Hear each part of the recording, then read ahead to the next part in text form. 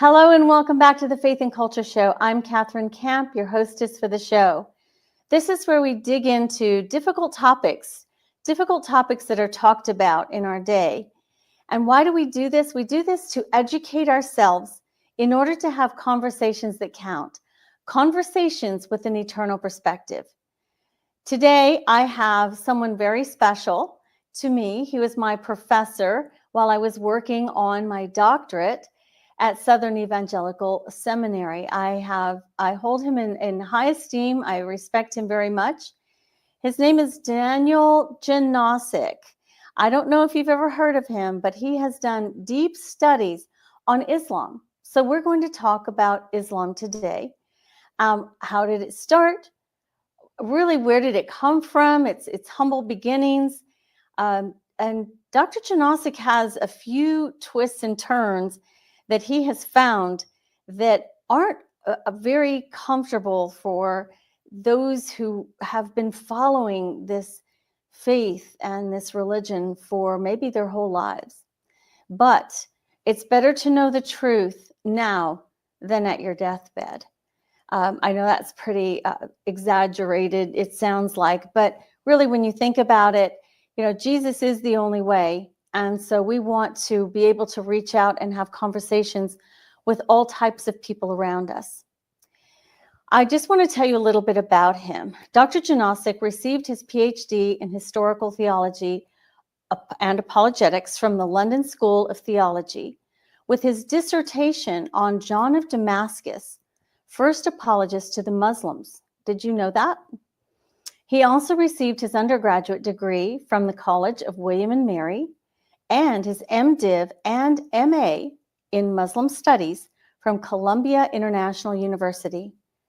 Dr. Janosik is an adjunct professor of apologetics in Islamic Studies at Southern Evangelical Seminary, Columbia International University, Erskine Seminary, Reformed Theological Seminary, and Veritas Seminary. He has taught biology and apologetics for over 40 years and has done extensive research and teaching in the area of the major world religions and cults, the creation, evolution controversy, and Islamic studies. He has written 2 books that we'll talk about today, John of Damascus, the first apologist to the Christian Muslims, and A Christian's Guide to Islam, as well as a chapter in the History of Apologetics, a biographical and methodological introduction published by Zondervan in 2020. In addition, he has written a number of articles in these areas. He's also spoken on college campuses and in churches throughout the United States, as well as in England, Mexico, China, and Japan, where he also served as a missionary. Let's bring him on and welcome him to the Faith and Culture Show. Welcome, Dr. Janosik. Thank you, Catherine. It's good to see you. It's good to be on your program, and I hope that this will be helpful for those who will be listening to this. I hope so too. There's so many of us. I think most of us know a Muslim somewhere, whether it's somebody who's a neighbor, a friend, someone who I've had several ladies who have done my hair in the past. And I remember they had questions. Is Abraham the same? Does he worship the same God as the Muslims do? And so these are questions that if you're not prepared, you don't know how to answer. And you could really make a difference in their lives if you know the truth and how to answer this. So this is important. As everyone, I was in Dr. Janosik's world religion class, which was really, I learned a lot. But I also learned the most when I did the Islamic studies with him. Very surprising things. So we're going to talk about that. This John of Damascus, he's one of we know him as, from Christianity. And so it's interesting to find, wow, how was he related to the Muslims way back then? So you start wherever you want to start and kind of build us up. in case there's some beginners out there. Thank you, Catherine. I became interested more in reaching out to Muslims back in the late 90s, really, when I was teaching on world religions, and Islam was one of those. And I realized that there were, at that time, over 1 billion who called themselves Muslims. And if they did not know Christ, and they were outside of Christ, outside of what we as Christians would call the true religion, then their destiny is not very promising. And so I had a burden. I like Muslims. I have a number of Muslim friends. I've had a lot of good discussions with them. But I've learned along the way that their beliefs are very, very different. For a Muslim friend to come up to you and say, well, our God is the same God, or we love Jesus, we follow Jesus, or Isa, as they will call him. And yet, when you make the comparisons, they're very, very different. And we need to know that. Even if you're not a Christian, you need to know that. And so I started pursuing that. I was working on a master's, the second master's degree at that time. And our school, Columbia International University, started a program on a master's in Muslim studies. And I just jumped into that to finish up. And it was very good. I had some of the best professors in that field from all around, missionaries and scholars. And I learned a lot. And then I was ready to take my doctorate. And I looked into that at London School of Theology and met up with Peter Riddell, who is an expert in this field. He became one of my supervisors. And it was the beginning of quite a new adventure. What I learned was that beside the fact that Islam is very different, is that there are a lot of historical gaps. Whereas with Christianity, we have a very good record. We can go back and we have a lot of things written about Jesus, even in the first century, because Greek was a well-known language. It's very literary language, as was the Hebrew that was used in the Old Testament, of course, and Aramaic, which was a spoken language and the language of trade at that time, as well as Greek, and things were written down in those languages, verifying what we know in the New Testament now. But Islam was in a very different category because Arabic was a spoken language, but it was not written down. In fact, they will say that the Quran was the first book actually written in Arabic. And they will say that it was written down in the Hijaz, where Mecca and Medina would be in the middle of Saudi Arabia. But this is where it gets really interesting. It does not fit with what we know about the language that is used in the Quran. The Arabic of the Quran was actually developed way up north, northern Arabia, near the Levant, near Jordan, Israel, Syria. And it is very different from what would have been in the southern part of Arabia. So different things like that started coming out, and I found more and more and more. And then I joined up with a number of scholars all around the world. One of my colleagues now is Jay Smith. We teach together at Veritas, and Jay is one of the world experts in this area. He has hundreds and hundreds of YouTube videos. So look up Jay Smith and Islam, and you will learn a lot more. He is a prime communicator in this field.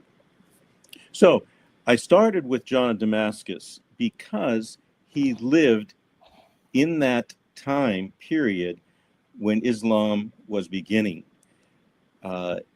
And what we're finding is some astounding material that counters everything just about that Islam says about its beginnings. And so I deal a lot with the research on the origins. And that was what my book on John of Damascus was mostly about, because he wrote a treatise called Heresy of the Ishmaelites. He called this religion of the Ishmaelites. The Ishmaelites were, descendants supposedly of Ishmael, the son of Abraham, the brother of Isaac, and so they would be the Arabs of that period, of that time, in what we call the Nabateans, which is there in the northern Arabian peninsula, as I mentioned, and they're very different from the ones from the southern Arabia area. But what is interesting is that John was there in Damascus. He was the chief tax collector working for this leader, Abdul Malik. Abdul Malik was an Arab. The Muslims would call him a caliph, one of the leaders of the Muslims. But we find some very interesting things. He did not call himself. Can I ask a question? Recently, I was challenged. Now, when you said that they called them the Ishmaelites, I'm not trying to take us down a rabbit trail, but that's what I thought. That's what I always thought. And I think you mentioned in class, and this was so long ago, but this is, I still remember this. You said they also were called Hagarians because of Hagar, because we know that from Genesis, we had a situation where Abraham did not wait, and he had a child by Hagar, and that was Ishmael, and he was not going to have the blessing from God. It had to be from Sarah. So the scripture even tells us that he would be like a wild donkey, or in the desert, and his hand would be against everybody, and everyone's hand would be against him and his tribes. So someone challenged me on that and said, no, that's not really correct. So have you heard that? It's an argument. And so I've been a little bit afraid to mention that again since then. Well, there is the sense that you have the Ishmaelites, and yet you would have had Arabs, or basically the term is for Bedouins or wanderers or herders. And remember with the story of Joseph, that he was sold to Arabs, taken down to Egypt. And so there could have been those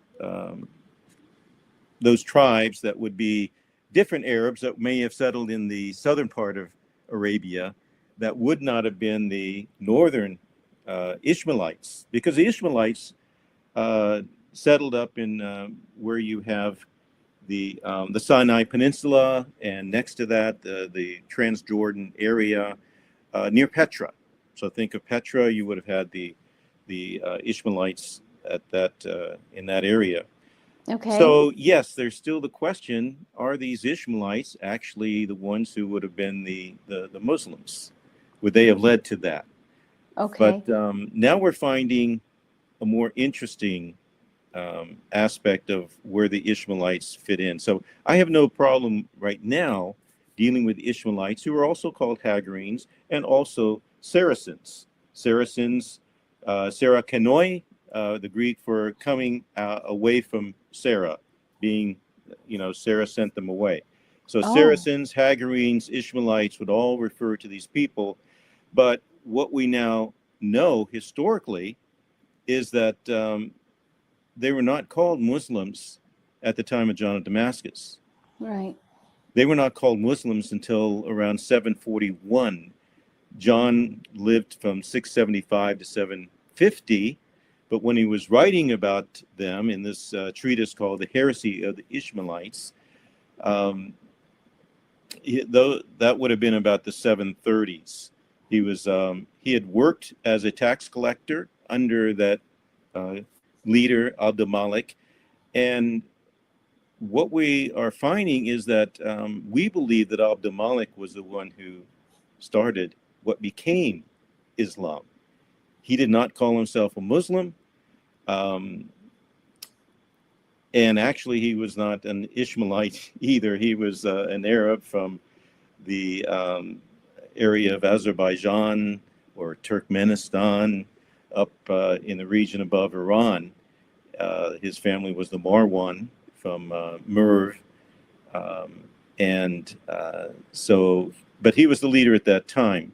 Okay. And I think what is most important in the time that we have is to realize that a lot of what Islam tells us about its historical background, with Muhammad living in this town called Mecca and growing up there, being in a cave where he heard or was interviewed by this angel Gabriel, and little by little, what we know of the Quran was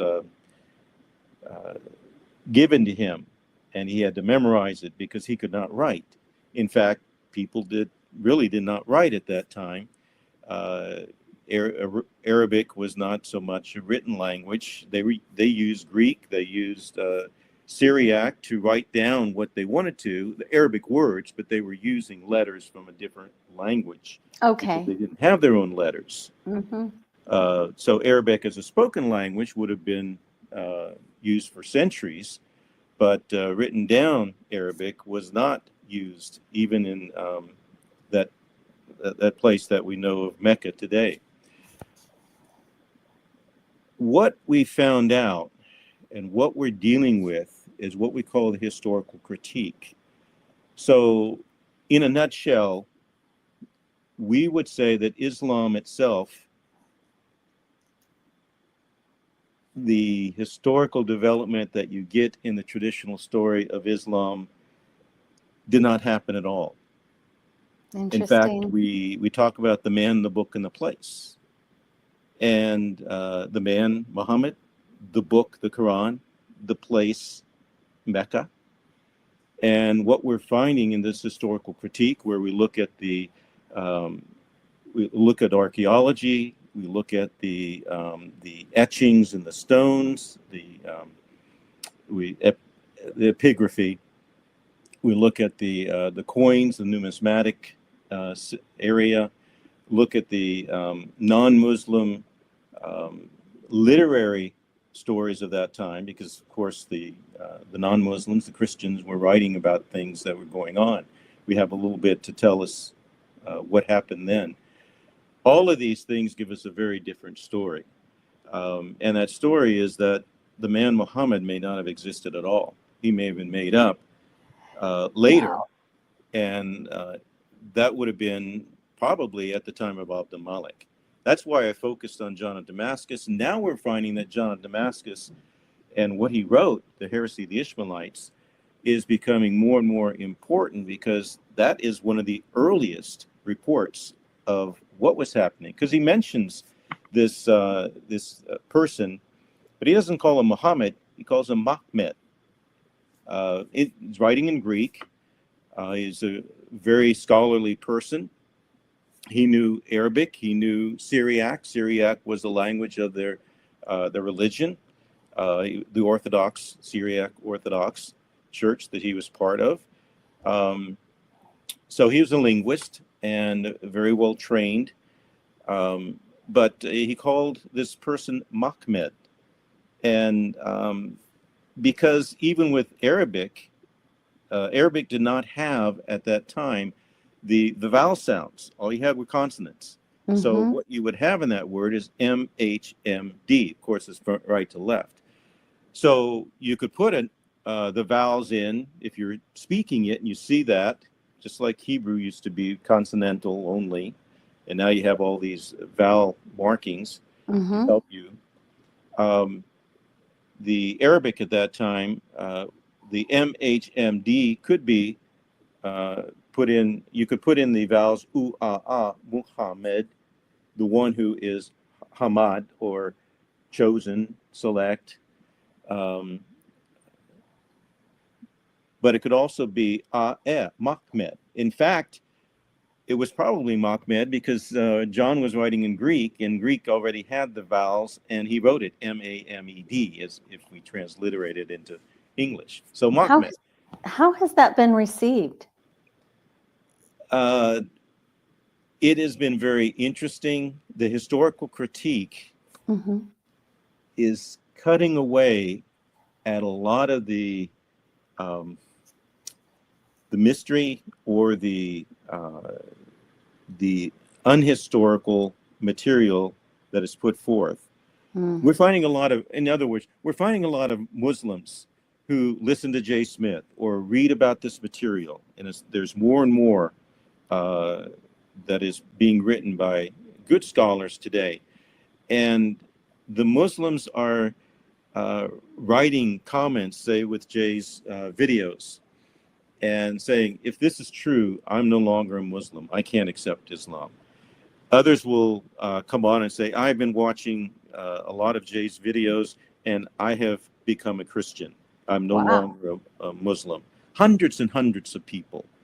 Because they're realizing that this historical critique is giving factual information. I mean, when you use coins that are minted in that period, and they talk about this Mahamed as the chosen one. Mahamed means chosen one, praised one, and Jesus was the Mahamed. So even in the Dome of the Rock that was built under Abdul Malik's reign, he had inscribed around there different phrases that were Quranic-like, because the Quran was, we believe the Quran was being put together by him and his men, especially this man named Ibn Hajjal. Ibn Hajjal was his right-hand man. He was a scholar, and it seems like he was the one who was collecting these stories that became the Quran. In other words, we also would say that the Quran was being written in the late 7th century into the 8th century, and now scholars are saying it was not even finished in the 8th century, but it was probably finished in the 9th century. So it's really fascinating to see all of this stuff now coming out, and under what we call the historical critique. It's just undermining the whole foundation of Islam. It's like looking at a three-legged stool, and you think of the seat as being Islam itself, and the three legs would be the man, Muhammad, the book, the Quran, and the place, Mecca. And if you take any of those legs and show that it wasn't factual at that time, that Muhammad didn't exist, or Mecca didn't exist, or the Quran was written later, pieced together from Christian liturgy, Syriac Christian liturgy, transliterated into the Arabic, from stories from Greek mythology, 7 sleepers in a cave, from Jewish Targum stories that were made up in the 3rd and 4th century AD that were put together, and sometimes just fragmentary parts. That's why the Quran is very difficult to read. A lot of it you're reading through and you just get an abrupt change. And poetry from people like Ephraim the Syriac. Well, and I've noticed there's Gnostic literature in there too, from the 2nd century. Yes. I mean, Jesus speaking from the cradle and talking about who Allah made him to be. I mean, a little baby who just was born speaking. That's in the Gnostic Gospels in the 2nd, 3rd century. That made Jesus something very different that were, of course, not factual. Yeah, you have all that in the Quran. So that is what is so exciting about this, because it's starting to come together and giving us a picture of what happened. So think about this three-legged stool. If you take away and say that Muhammad did not exist, but he was made up later and redacted back to this place called Mecca, then you've lost that one leg of the stool and it collapses.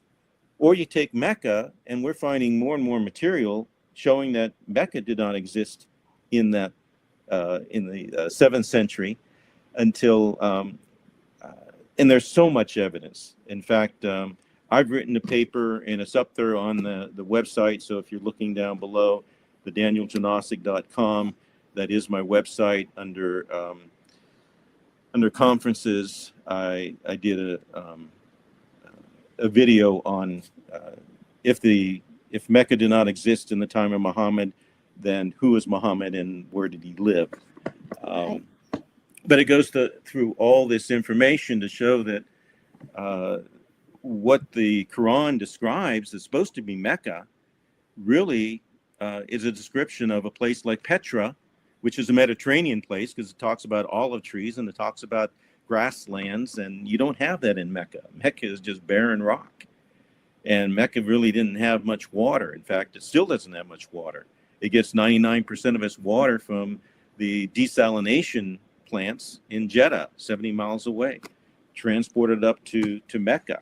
So a lot of the things, and I know that there are leading Muslims who know this about Mecca because they've been doing all this all this digging to build these giant skyscrapers all around the Kaaba in Mecca, and they haven't found any artifacts that go back before 800 AD. Well, that's Muhammad. very telling. Yeah.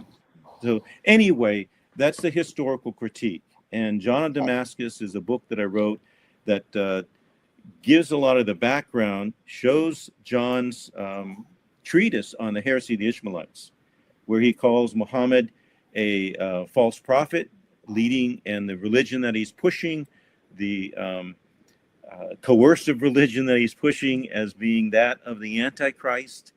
He knows a little bit about what is later detailed as Islamic practices, but it's very sketchy. And you wonder if he is around that, he knows Arabic, why wouldn't he know more about the Quran? He basically talks about 4 books or writings separate, not together, never calls it a Quran. And one of those is called the she camel, which is not part of the Quran at all. Okay. But the other ones would be like the women, the table, and the cow. So Surah 2, Surah 4, and Surah 5 now, but just very small parts of it.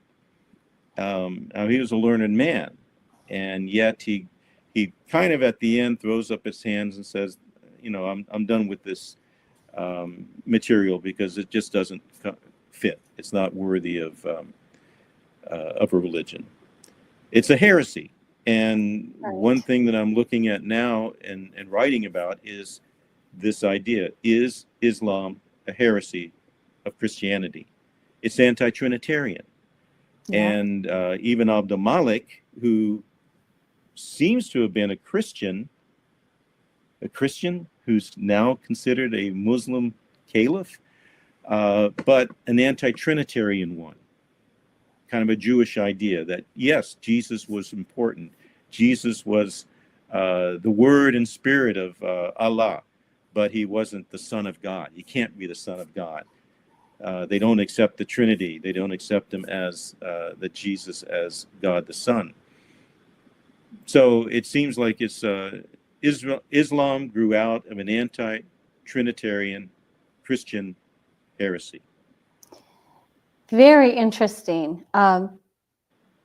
Okay, didn't they make believing in the Trinity, believing in that Jesus was God, one of their big, like, unpardonable sins, or something like that? They call it shirk. If you remember the word shirk. Mm-hmm. Shirk is the worst sin that you can have in Islam, and that's associating something or someone else with Allah, because Allah is supposed to be such a unit, a singularity that you can't have anything else associated with Allah. And Allah is so distant that you really can't have a relationship with Allah. Now, the Sufi Muslims would want a relationship. That's why they're so fun to talk about, because they want to have a relationship with God. And so they're open to the true God more, I think.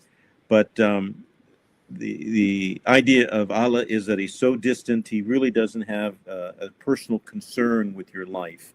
And that's why Islam is such a work-oriented religion, because all you can do is, in trying to please Allah, is following these actions, so that you go to the mosque and pray 5 times a day.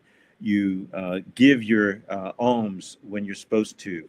You make sure that during the month of Ramadan that you fast every day, and read your Quran and do all those things. It's a doingness type of religion, because you have no confidence at all that you will make it to heaven, except, they say, if you die as a martyr,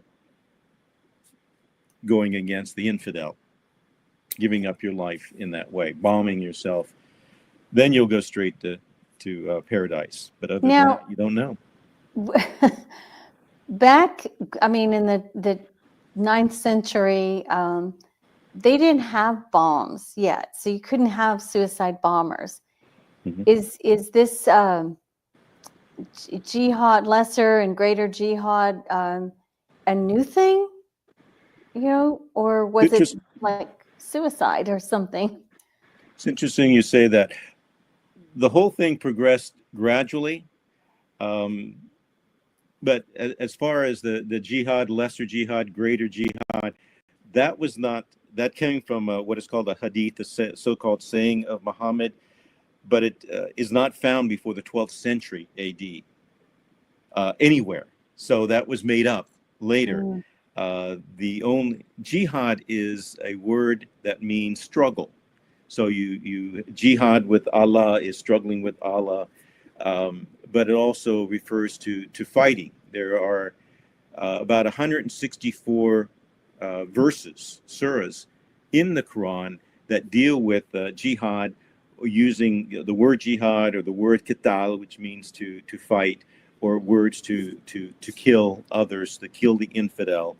So, and with the sense of what they call abrogation, they would say that the later verses, the ones that were supposedly written in Medina rather than Mecca, those verses would abrogate or push aside the earlier ones. The earlier ones would be the ones that they pick up that are supposed to be peaceful.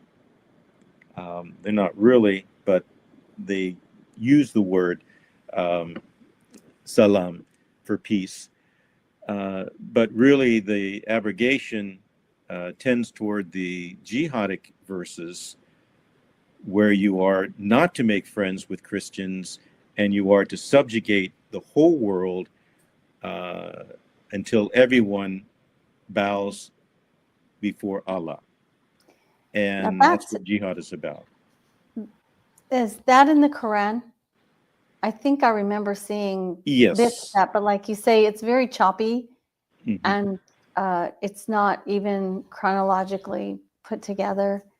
So you can't, it's hard to follow. Okay, so it's in there. And so it's not really a religion of peace. It's about force.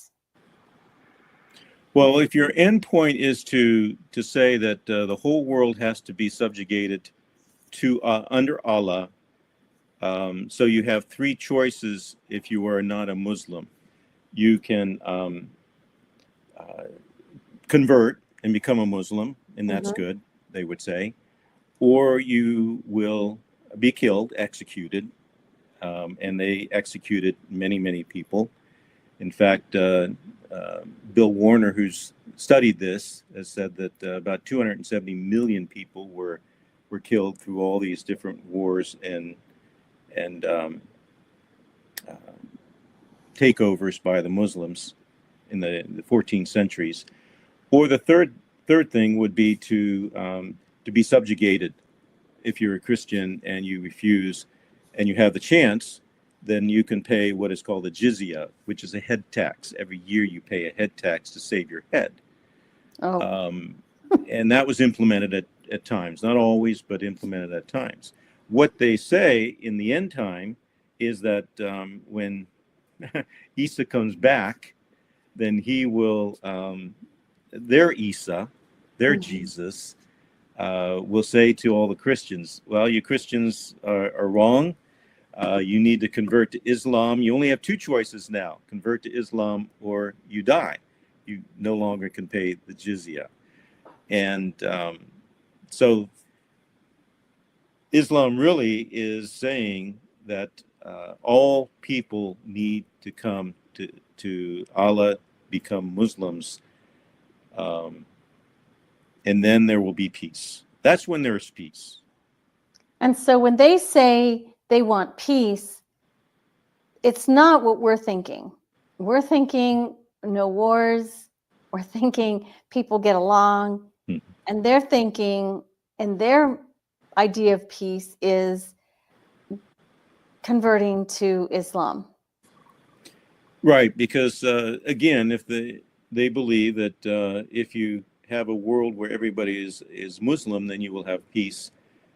But think of this: in the majority Muslim countries, where you have maybe 95 to 100% Muslims, you don't have any peace. Right. They all have bloody borders. There are no Muslim majority countries that are peaceful today, even in their majority Muslim nature. It's not a religion of peace. And so even the verses that they bring up, for example, if one person is killed, then it's like all people being killed. Islam is and they use that to say that Islam is a religion of peace, but you go to the next verse and it talks about, well, if they don't convert, then slay them, with the sword. So it's very, very interesting. And a lot of Muslims don't really know what the Quran says. They will only hear about the Quran when they go to the mosque and hear the imam tell them what he wants to say. A lot of nominal Muslims. We have that problem too in Yes, we do. Christianity. Unfortunately, but Unfortunately. at least Christians are not so steered toward fighting against others. In fact, we shouldn't be. Yeah, we shouldn't be. Yeah. And so there's a lot of persecution. Christianity is the largest persecuted religion in the world today. Nigeria is the country where there have been thousands killed in the last year. Thousands. Wow. And my friend Jay Smith was just there and working with the big churches, and it's just been an interesting experience for him to be in a place where there are so many Nigerian Christians, but they have a very difficult time. But well, they know what it's like to be persecuted for real. Yes. I think underlying all this is that reaching out to Muslims is what we're finding really helps, especially in America or Western countries. If you are working with a Muslim, is to sit down and get to know them, build a relationship.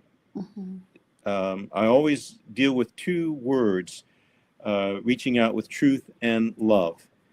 Love is a relationship, and you want to love Muslims. They're often misguided. They don't know what they really believe.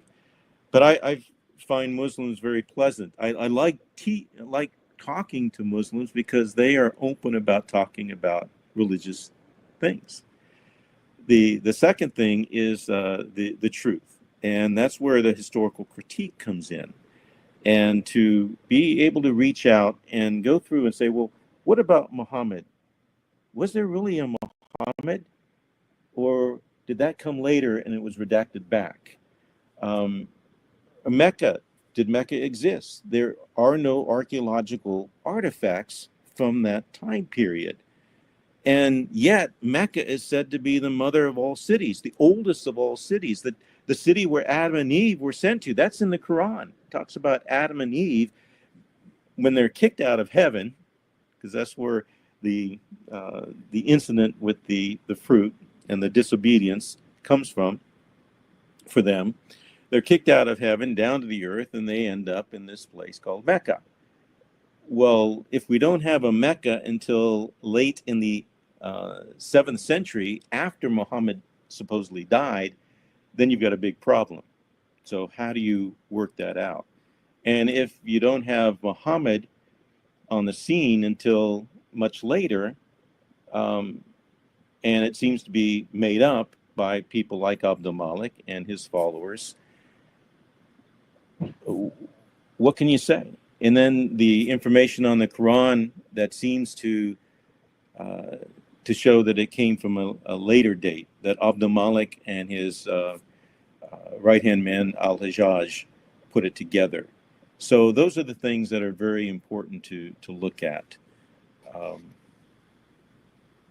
And that's a great way to start reaching out to someone. I'm always an advocate for being very careful and not going in there with guns blazing just because you know a lot and you've studied some about any religion, whether it's Hinduism, we're talking about Islam today, because these are very closely held beliefs for many people.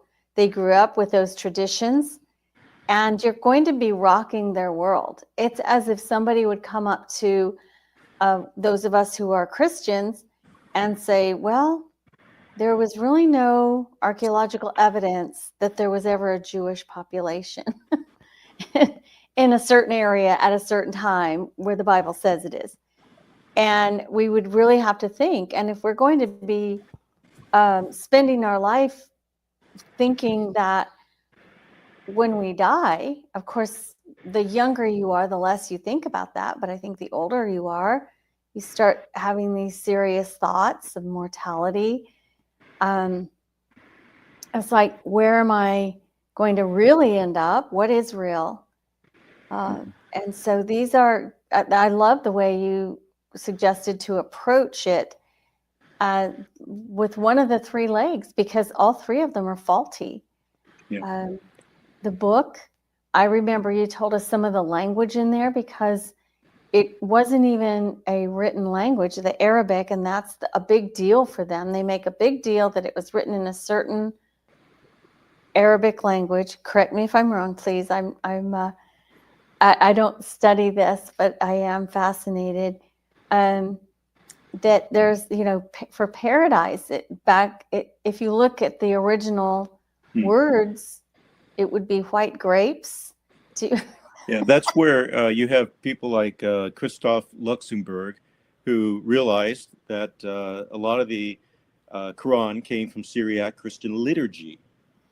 And he started taking, and he knew Arabic and he knew Syriac, and they're both consonantal languages, very similar.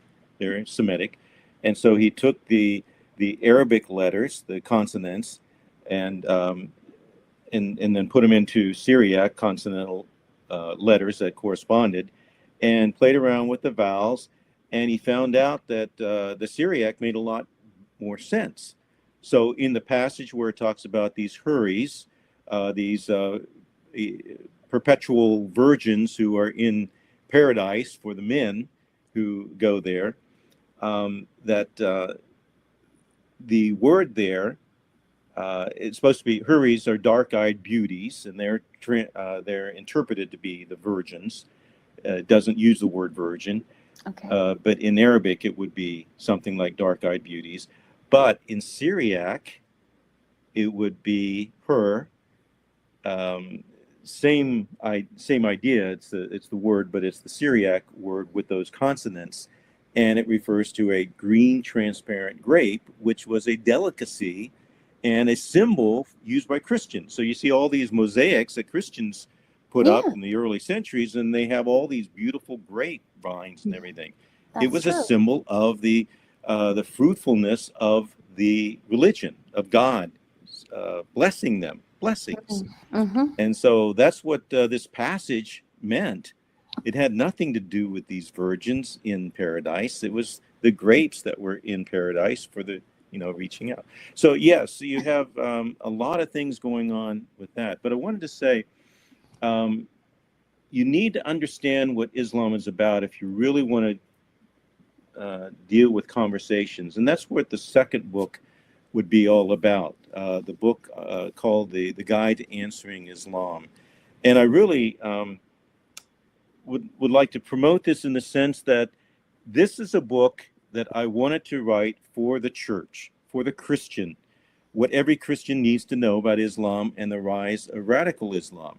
It does have a section on jihad, but most of it is going through the four areas, chapters on the origins, talking about a lot of the things that we've talked about. But the second part would be dealing with the beliefs and the practices and the Sharia law and what they do for the five pillars and the six beliefs and things like that. And then a part on the jihad and the crusades and the difficult things. And then the last part would be knowing about Islam so that you can reach out to them with love and truth. So it talks about whether Allah and Yahweh are the same God, which I do not accept, and I will explain that. I will have a whole chapter on that. A section on apologetics to Islam. How do you deal with the deity of Christ and the Trinity and the what they say that the Bible is corrupted and different things like that. The resurrection dilemma that they dispute and say that Jesus was not crucified, did not die on the cross. I have a whole chapter on dealing with those apologetic issues. But each chapter is set up so that I first talk about what the Muslims believe from their own sources. This is actually what the Muslims believe. And then the second part is, second part of that chapter would be critiquing that. And then comparing it with what Christians believe. And then the fourth part of each chapter is a little section on how do you use this information to reach out to your Muslim friend with truth and love. And truth and love are both important, very important. But every single chapter helps you understand more about Islam so that you can be ready to talk to your Muslim friend. And I've given this to Muslims as well to help them understand where I'm coming from. And so I do promote or advocate this as a very helpful book. And we use it as a textbook in a lot of our classes and in churches and things like that. How do your Muslim friends come back to you after reading it? They have questions. Mm-hmm. They also will admit that what I brought up is true, that they didn't know that about Islam. They're perplexed, and especially when we deal with the historical material, it's fascinating to get their perspective on that. We have Jay and I teach with Veritas Seminary, and it's a whole master's degree in apologetics to Islam, apologetics and polemics to Islam. Wow. 10 courses on Islam, and then 2 on theological areas. But we have students from all around the world who take the course, and we do the lectures on Monday nights. And in fact, one's coming up with Jay just next week, starting up on the apologetics to Islam. And it is the core course where Jay goes into all these different historical critiques and we'll probably have 30, 40 students in the class. And it's just an exciting time. 3 hours of a lecture and discussion. The discussions are great because we're getting input from people who are in Muslim countries, and people who were former Muslims who are now Christians taking the course so that they can reach out to their previous Muslim friends. And that's hard. Yeah. Pardon? That would be very, very difficult to reach out to family and friends. I think they're harder than reaching out to someone you don't really know. Yeah, you have, and I often, another book to recommend would be the one by Nabil Qureshi, who was a Muslim and became a Christian and unfortunately died of cancer. But he wrote Seeking Allah, Finding Jesus, which is probably the best book from a former Muslim. You understand the struggles because he became one of the top apologists as a Christian toward Islam, and just a beautiful soul. He was a friend of mine, and I just respect him so much. It's a great book, Seeking Allah, Finding Jesus.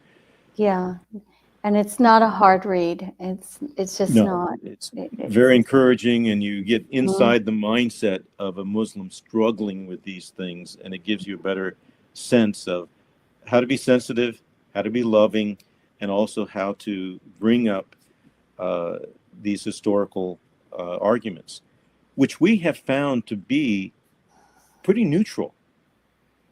Jay used to get a lot of death threats even when he was there in London as a missionary, going out to Speaker's Corner and talking about Islam and getting up on his ladder and challenging the Muslims.